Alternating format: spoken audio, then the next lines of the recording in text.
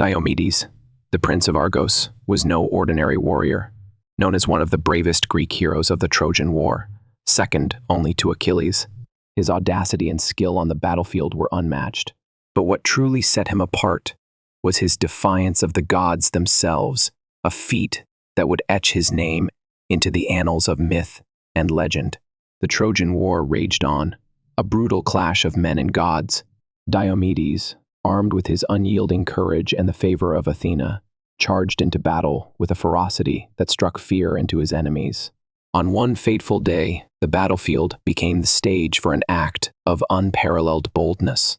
Ares, the god of war, descended to fight alongside the Trojans, his bloodlust fueling the chaos.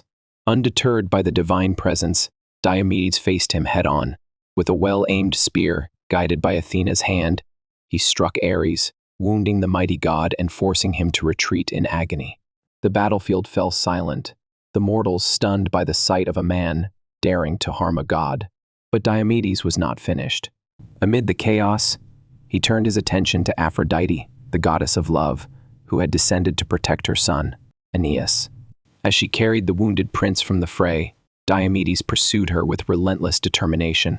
With a swift strike, he wounded Aphrodite's hand, causing her to drop Aeneas and flee to Olympus in pain and humiliation. The gods, unaccustomed to such defiance, were outraged. Ares and Aphrodite, nursing their wounds, went to Zeus to complain about the mortal who dared to challenge their authority. Zeus, though impressed by Diomedes' bravery, could not ignore the affront to the divine order. Aphrodite, seething with anger, sought revenge. Using her powers, she cursed Diomedes, transforming him into a bird. Stripped of his human form, the once great hero was condemned to live out his days in the skies, a reminder of the price of defying the gods. Diomedes' story is one of unparalleled courage and tragic consequence. He stood against the gods themselves, proving that even mortals could challenge the divine. Yet, his fate serves as a cautionary tale, a testament to the fragile line between heroism and hubris in the world of Greek mythology. Plutus, the god of wealth, was born from the union of Demeter, the goddess of harvest, and Iasion, a mortal favored by the gods.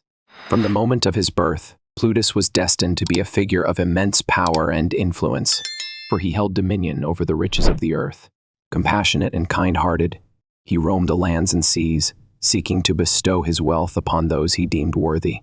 Yet, his noble intentions would soon draw the ire of Zeus, the king of the gods, and lead to a cruel twist of fate. Plutus was not like other gods. He cared little for power or glory, choosing instead to reward the virtuous and the good. Wherever he went, prosperity followed, and those who found him were blessed with unimaginable riches. Villages flourished, families thrived, and the downtrodden found hope in his presence. But Plutus's generosity was not without judgment. He refused to share his wealth with the greedy or the wicked, believing that only the pure of heart deserved his gifts. Zeus, watching from Olympus, grew uneasy. To him, Plutus's actions were a disruption of the natural order. Wealth, Zeus believed, should be distributed without bias, for it was not the place of any god to decide who was deserving. Plutus's selective generosity, though well-intentioned, threatened to upset the balance of the mortal world. Determined to put an end to this, Zeus devised a plan to strip Plutus of his ability to judge. One fateful day, as Plutus wandered through a golden field, Zeus descended from the heavens. With a wave of his hand, he cast a blinding light upon the god of wealth, robbing him of his sight. Plutus cried out in anguish, his vision stolen, his world plunged into darkness. Now blind, he could no longer distinguish the good from the bad, the virtuous from the corrupt. His wealth, once a reward for the deserving, became a random gift, scattered indiscriminately across the land. Though Plutus continued to roam, his purpose was forever altered.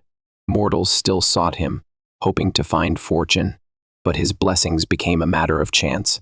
His story, a blend of compassion and tragedy, serves as a reminder of the delicate balance between fairness and fate in the realm of the gods. Pelops, the son of King Tantalus, was born into a family cursed by hubris and tragedy. His father, a man of immense arrogance, sought to test the gods in a way that would forever stain his name. Tantalus, in a moment of madness, invited the Olympians to a grand feast in his palace. But this was no ordinary banquet. To prove the gods' omniscience, or perhaps to mock them, he served his own son, Pelops, as the main dish, his body cruelly butchered and prepared for the divine table. The gods, horrified by this abominable act, refused to partake, all except Demeter, who, distracted by her grief over the loss of Persephone, unknowingly consumed a piece of the boy's shoulder. When the truth was revealed, the Olympians were enraged. They condemned Tantalus to an eternal punishment in the underworld, a torment as cruel as his crime. Yet, their wrath did not extend to Pelops. Moved by pity and a desire to undo the atrocity, the gods gathered the boy's remains and restored him to life. Hephaestus, the divine craftsman, replaced the missing shoulder with a gleaming prosthesis of ivory, a mark of both his suffering and his rebirth. When Pelops was revived, he emerged not as the broken victim of his father's cruelty, but as a figure of extraordinary beauty and strength, blessed by the gods themselves. His second life was a testament to resilience, and he would go on to carve his name into the history of Greece. As a young man, Pelops sought to claim the hand of Hippodamia, the daughter of King Oenomaus.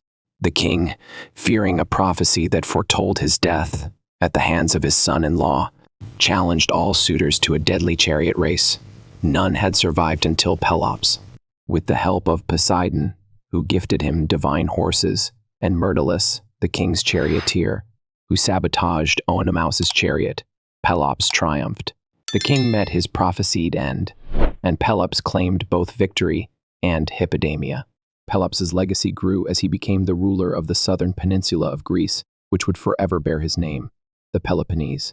Yet, his story, marked by divine intervention, betrayal, and triumph, remains a haunting reminder of the gods' power and the price of ambition in the world of Greek mythology. Melampus, a mortal destined for greatness, was no ordinary man. His journey into the realm of prophecy began with an act of compassion that would forever change his life. One day, while wandering through the woods, he stumbled upon a nest of orphaned snakes. Though most would recoil in fear, Melampus felt a strange connection to the creatures. He took them in, raising them with care and kindness, unaware that this act of mercy would unlock a gift that would set him apart from all others. One fateful night, as Melampus slept, the snakes slithered to his bedside. They licked his ears with their forked tongues, and when he awoke, the world around him had transformed. He could hear the whispers of the birds in the trees and the murmurs of insects in the grass. Their languages, once incomprehensible, now spoke to him with perfect clarity. At first, he was bewildered, but soon he realized the power he had been granted. The voices of nature revealed secrets, warnings, and truths hidden from mortal eyes. Melampus quickly learned to use his newfound gift to his advantage. His reputation as a prophet grew, and people began to seek him out, desperate for his guidance. Yet his abilities were not without danger. One day he was abducted by enemies who sought to silence him. Imprisoned in a dark, crumbling hut, Melampus listened to the world around him. As the night deepened, he overheard two termites conversing. They spoke of their feast, boasting that they had devoured nearly the entire ceiling. The structure, they said, would collapse by morning. Melampus called out to his captors, warning them of the impending danger. Though skeptical, the guards decided to move him to another location. By dawn, the hut had indeed crumbled into ruin, just as Melampus had foretold. Awestruck and fearful of offending the gods, his captors released him, convinced of his divine connection. From that day forward, Melampus's fame spread far and wide. Though some doubted his powers, his deeds spoke for themselves. He became the first mortal to wield the gift of prophecy, a man who could hear the secrets of the natural world.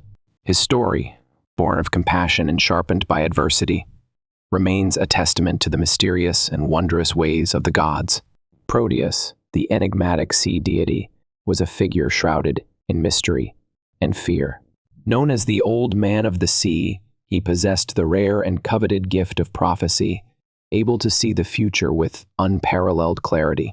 Yet, Proteus was no willing oracle.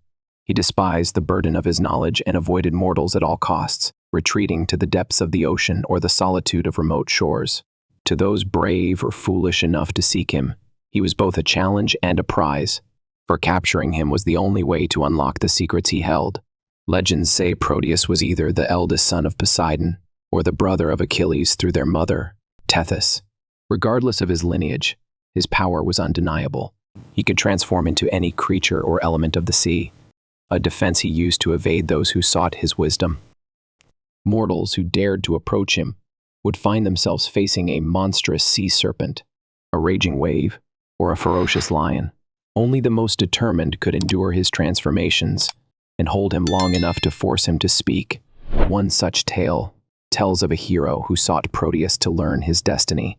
The hero, knowing Proteus's habit of resting on a secluded beach at noon, waited in hiding. As the sun reached its zenith, Proteus emerged from the waves, his ancient form glistening with seawater. The hero leapt upon him, gripping him tightly as Proteus writhed and shifted.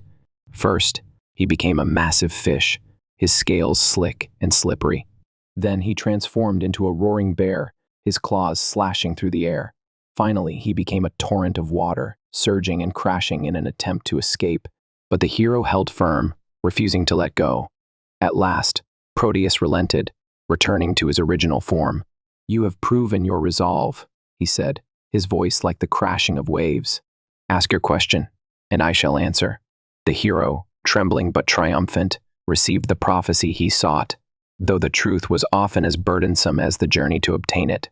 Proteus's story is one of power and elusiveness, a reminder that the future is not easily won. His transformations symbolize the ever-changing nature of fate, and his reluctance to share his knowledge reflects the weight of knowing what is yet to come. Circe, the infamous sorceress of Aea, was a figure of both beauty and terror. Her mastery of potions and witchcraft was unparalleled, and her island was a place of enchantment and danger. Surrounded by animals that were once men, bewitched by her spells, she ruled her domain with a cunning mind and a heart hardened by solitude. Yet, her encounter with Odysseus would forever alter the course of her story, leaving behind a tale of power, defiance, and reluctant redemption. When Odysseus and his men arrived on her island, weary from their long journey, Circe welcomed them with deceptive hospitality. She offered them a feast, laced with her potent magic, and as they ate, her spell took hold. One by one, the men transformed into swine, their human forms lost to her cruel enchantment. Circe watched with cold satisfaction, for she had done this many times before. To her, men were predictable, weak, and unworthy of trust. But Odysseus was no ordinary man. Protected by Hermes, who had given him a magical herb called moly, he was immune to her spell. When Circe attempted to bewitch him, her magic failed, and for the first time, she found herself vulnerable. Odysseus, sword in hand, confronted her with a fury that even she could not match. Circe, realizing she had met her equal, fell to her knees and begged for mercy. "Spare me," she pleaded, her voice trembling. "I will undo what I have done. Your men shall be restored, and I will aid you in your journey." Odysseus, though wary, agreed to her terms. True to her word, Circe reversed the spell, returning his men to their human forms. But her role in their story did not end there. For a year, Odysseus and his crew remained on her island, resting and regaining their strength. During this time, Circe and Odysseus formed an uneasy alliance, and perhaps a deeper understanding. She shared her knowledge of the seas and the dangers that lay ahead, guiding him toward his ultimate goal. When the time came for Odysseus to leave, Circe stood on the shore, watching as his ship disappeared into the horizon. Alone once more, she returned to her castle, her heart heavy with a strange, unfamiliar ache. Though her power remained, her encounter with Odysseus had changed her, leaving her with a lingering question. Was it better to rule in solitude or to risk everything for connection?